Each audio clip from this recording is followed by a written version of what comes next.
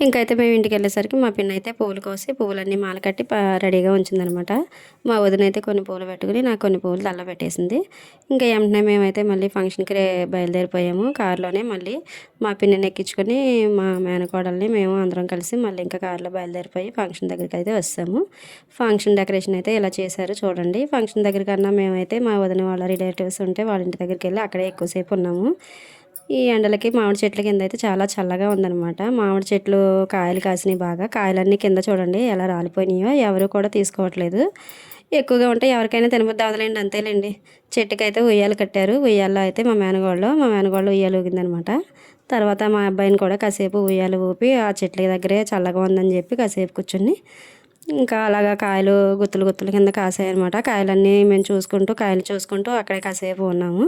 ఆ తర్వాత అక్కడి నుంచి అయితే ఫంక్షన్ దగ్గరికి మళ్ళీ వెళ్ళిపోయి అక్కడైతే భోజనాలు చేసాము. భోజనాల తర్వాత ఇంకా మళ్ళీ ఫంక్షన్ దగ్గరికి వస్తే ఫంక్షన్లో అందరినీ మా రిలేటివ్స్ అందరూ ఉంటారు కదండి, వాళ్ళందరినీ మాట్లాడుకుంటూ మా వదిన మా మరదలు మేము అందరం కలిసి కాసేపు కూర్చుని అవి ఇవి ముచ్చట్లు పెట్టుకున్నాం అనమాట. ఇంకా ఏముంది చెప్పండి, నలుగురు ఆడవాళ్ళం కలిసామంటే ఇంకా చీరల కోసం నగల కోసం ఇవే కదా మాట్లాడుకుంటాం.